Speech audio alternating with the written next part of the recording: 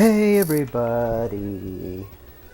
Welcome back to more Sonic the Hedgehog Adventure, even though there's no The Hedgehog in the name of this game for some reason. Yeah, that's another thing that changed between 3D and 2D. They dropped the whole The Hedgehog moniker and they're just called... The games are just called Sonic Blank now, which... I'm a Sonic fan, so that change renders it 0 out of 10 unplayable. I try again, Sega. Okay, anyways... in all seriousness, let's just go up here because this is where we need to go. If it isn't Sonic! Okay.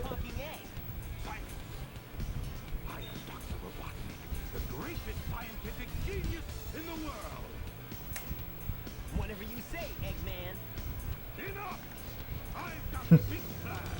And now I'm gonna put them to work. You're always up to no good. Now what do you want? I want all of the Chaos Emeralds. Better not interfere. Or else. Or else what, you big loser?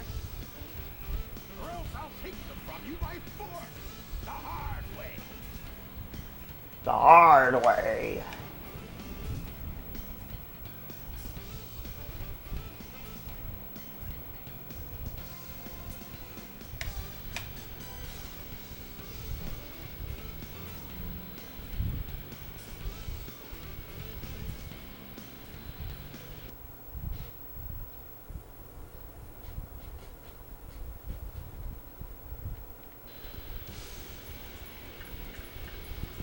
Egg Hornet.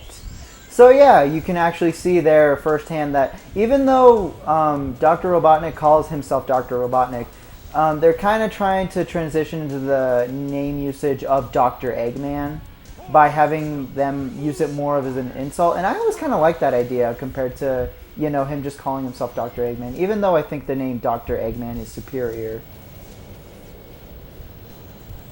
I always still like the idea of him calling himself Dr. Robotnik, this menacing scientist, and the others just make fun of him for, you know, just calling him Eggman. I also love his voice clips in this game. He's not gonna get away with this. So yeah, the Egg Hornet is really not that difficult. It has a pretty similar vibe to Mario bosses of all things, even going down in 3 hits when usually first bosses in Sonic games, or any bosses in Sonic games for that matter, go down in like 7 to 8 hits. Hey, I'll play with you some other time. But yeah, speaking of voice clips, that's actually something I neglected to mention in the last episode, that Sonic and Friends now have voices, as you can know, like, or very likely probably already tell without me saying anything about it, because in the old games they didn't even talk at all. The most you would hear is like Sonic going "yeah" or "I'm out of here" in Sonic CD, but no, he has a full-fledged voice actor, Ryan Drummond, in this game, and I personally really like the voices. I know a lot of people don't for some reason, but I personally really like it. It gives a lot of character to Sonic the Hedgehog and That wasn't so hard. really solidifies him as one of my favorite video game characters of all time. Oh no! Oh no! Come on, Chaos. Time to eat. I know it's supposed to indicate that it's floating in his hand. But that just looks bad. I'm not gonna lie. I get it, it's from 1998, but still. Also, he just like chucks it. And he gains a power glove! I mean, a metal arm. Stone tablets. His strength increases every time I feed him a Chaos Emerald. With all 7 emeralds in him, he'll be invincible and work for me. Sure. We'll destroy Station Square. And on its ruins, I'll build Robotnik Land, the ultimate city, where I will rule it all. Come on, Chaos, let's find another emerald, shall we?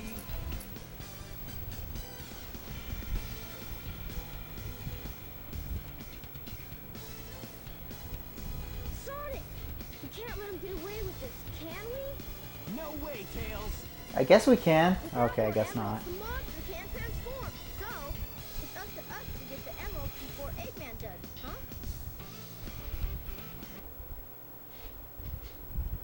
And with that, we're off to the next level. Yeah, it's kind of abrupt, but here we go. We're going to come up here, and there's this little gemstone thingy, the Windstone, which, I mean, I guess there's nothing to indicate that it's not wind elemented, but like there's nothing indicating that it is wind elemented either. I mean, it's just a green emerald.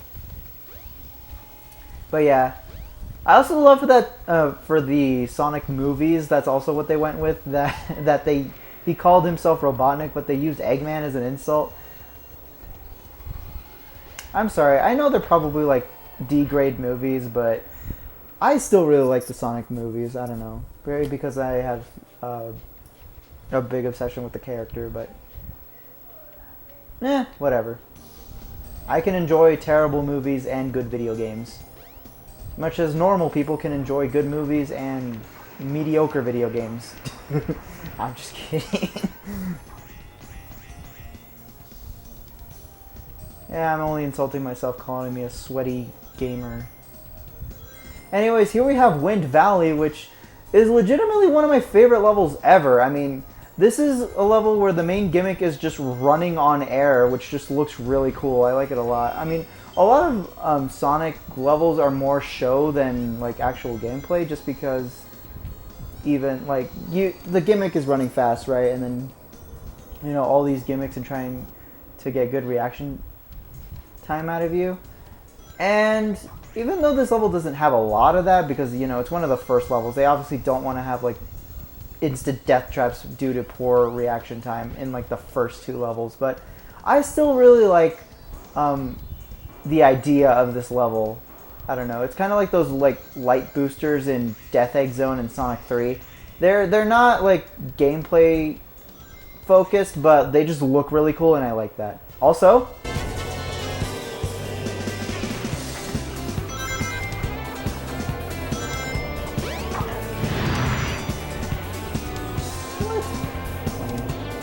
sound familiar?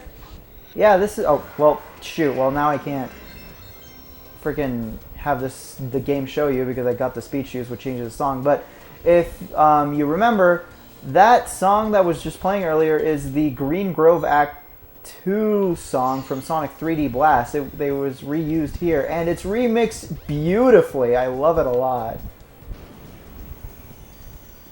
We got this rocket here. And then look how fast we go down here. Woohoo! And then running on air. This is legitimately one of the coolest things in this game. I like it a lot.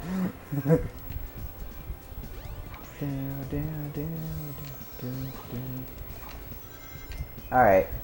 And here we go. Get on the spring right here.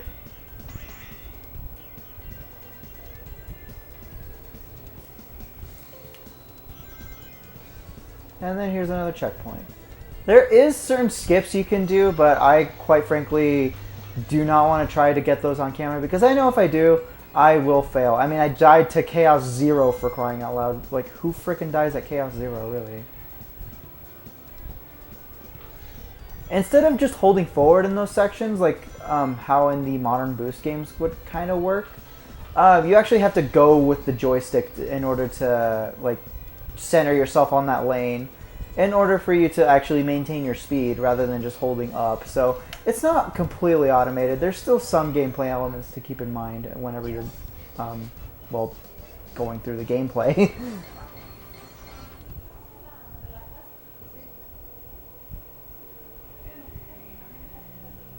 Yeah, not bad. Yeah, not bad.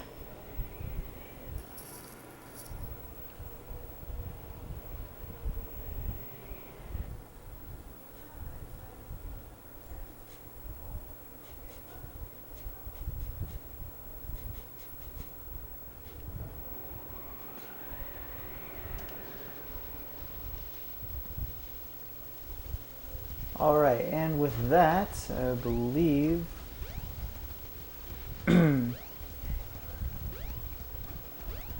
want to go back over to the mountain. If you ever don't know where to go, usually near the... We'll be departing soon. Yes, it will be departing soon. Okay, near the moving areas, there's going to be this red You orb. may find something. And it will tell you where to go next, which is really nice because, I mean, this is a Sonic game. You kind of want to keep things moving. Now, as for my opinion on the adventure fields, I don't mind them. I feel like Sonic games don't really need a hub world because, you know, the games are about going fast. You know, you want to get started, get to the end, get it done, like Bill Clinton. All that good stuff. So, I don't know. I feel like hub worlds are more of a chore rather than like a great new addition in these types of games, but I mean, it's not like too intrusive. You can go down into the sewer.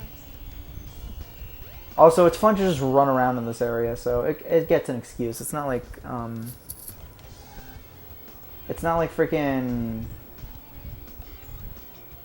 Soliana in Sonic 06, so it's not too terrible. I believe it's talking about here.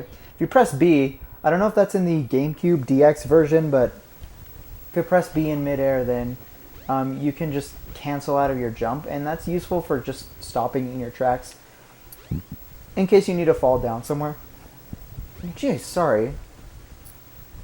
Don't know why I had like a big burp. We don't know why I paused there. Now you've got light speed shoes. Press and hold the action button to store up power. Once you have enough power, release the button and you can do the light speed dash. The light speed dash lets you race toward rings at light speed. As long as there's a trail of rings, you can go just about anywhere. Alright, and what it said there, well, we activated a trail of rings. What we want to do is hold the spin dash button down. Ready, go! Yeah. And yes, I did say spin dash button. There's actually, the spin dash is mapped to only a single button this time around. There's no button combination like it was in the Genesis games. Which, I mean, it's kind of an obvious addition. I mean, 2D to 3D, you want the joystick purely for movement. It would be kind of awkward to like try and hold down and then press the button, the jump button repeatedly to spin dash. So I'm glad they mapped it to its own button. And plus, unlike in previous games where you had to go at a complete standstill to use it, in this game you can just press it midway and then you'll just rip off like that. You don't have to go to a complete standstill to even use it. And it's a lot more faster paced. Just a lot better, in my opinion. I believe this is where we want to go.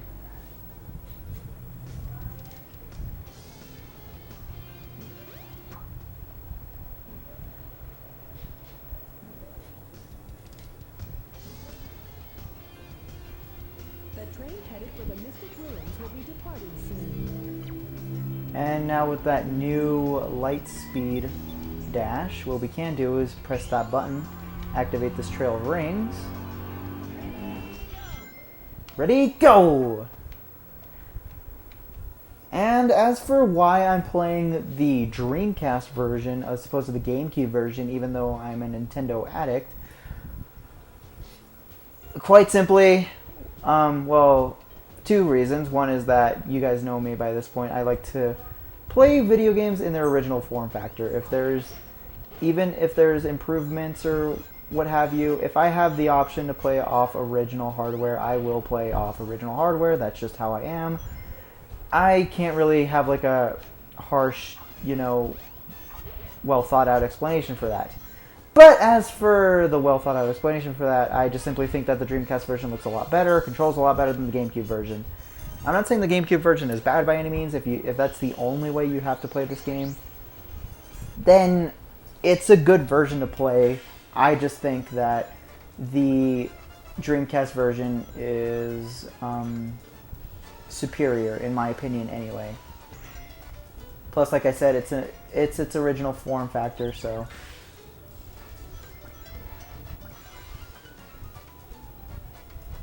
makes sense here. Now, unlike the other stages in this game, Casinopolis is not focused around getting from point A to point B. It's instead focused around you getting a lot of rings. 400 rings to be exact. Yes, I'm not joking. One of the fastest ways you want to do that, though, is get into the slot machine, and instead of going nuts trying to get a whole bunch of rings, just fall down intentionally so that you can get under 100 rings, and then go into this lower casino area. Do your best not to get hit, by the way, because if you do, then, I mean, that's pretty self-explanatory. You lose rings, and you lose all of your rings, so that's definitely not a good thing to happen. Now, what you want to do is go away from the edges, because then that will make you fall down in order for you to float up and collect even more of these rings. You want to just be very careful with that. Also, I don't think this is a good hallway to go into, but... Whoa! Yeah, I think I definitely went to the wrong area, which kind of sucks.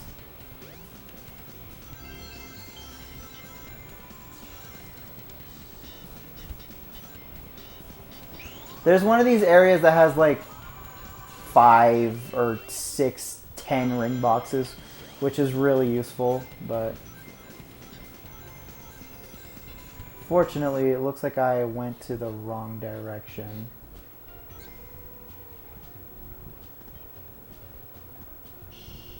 Oh, shoot.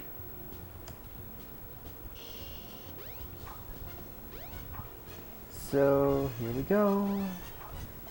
And then... yeah, if you go in here... oh, shoot. Oh, there we go. Yeah.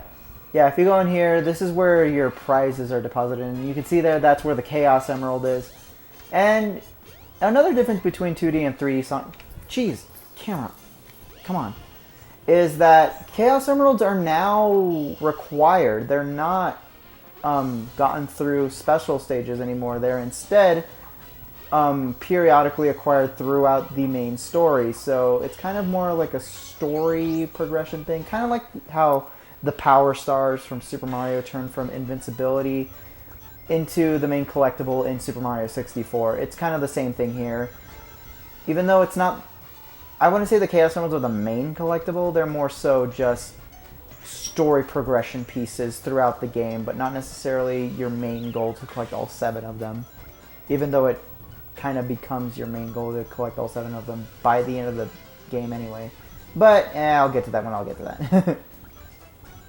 But yeah, Casinopolis... I know I've said this for every Sonic game so far, but yes, the casino-themed, bumper-themed levels are probably my least favorite levels in the series. Just gameplay-wise, and this is definitely no exception to that. I really don't like the fact that this just halts your progression to a complete stop because you need to just stay here and grind out a fair amount of rings. I'm wondering if I could get to the... Yes, okay. Yeah, so as long as you have under 100 rings, you can go down here over and over again and do this. So, at least it's not too terribly tough if you know the right way to do it, but if you don't, and you're trying to get the 400 rings right there on the slots, then that is going to take forever. I mean, I'm already 18 minutes into this recording because that's just how long this level takes, even if you know what you're doing. Which, like I said, for Sonic, like, if this was a Mario mission or a Banjo-Kazooie mission, like, you know, a proper collecting mission, I wouldn't bat an eye, but this is Sonic, this is supposed to be fast-paced, non-stop action gameplay. I can't help but feel like this doesn't really belong here in this game. But, again, that's just my opinion. Yeah, again, like I said, that's just my opinion of things. If you disagree, then, I mean, more power to you. If you love these casino stages, again, more power to you. Like, I wish I could like these casino stages because as a concept, they are definitely one of my favorite parts of Sonic. I mean, in what other game do you see casino gambling styled levels to platform through? I mean, that's just not something you see in video games, but I don't know, maybe this is proof of concept why we never see something like that in video games, but yeah. Like I said, neat idea, but again, it just doesn't do it for me. Honestly, I think the only casino level that I actually like is Casino Night Zone from Sonic 2 and Studiopolis Zone from Sonic Mania, but I mean, that one kind of just goes without saying. I mean, it's frickin' Studiopolis Zone from Sonic Mania. I mean, if I didn't like that zone, I'd be more perplexed than anything. And I'm sure all of you guys would be too. But anyways, enough yapping. Wow, that was weird. I mean, yikes. I mean, I remember, I get this is from the 90s and, like, you know, the sound was, like, still being worked on, but that was kind of a weird glitch there. Alright, so now that we have 400 rings, because luckily you don't have to collect them all in a row, you just have to collect them at all, and then just add them here, and oh my god! Shakes them all off of you, and we get our precious Chaos Emerald. And my foot is phasing through the floor! And so is half of the UI. Yeah, not bad.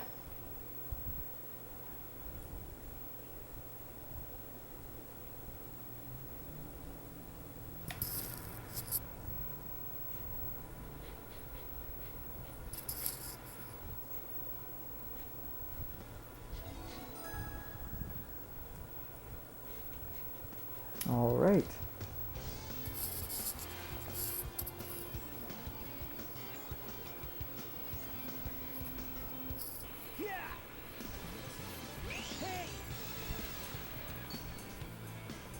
Oh no, the Chaos Emerald! Oh no, you don't! Oh, jeez! Oh, jeez.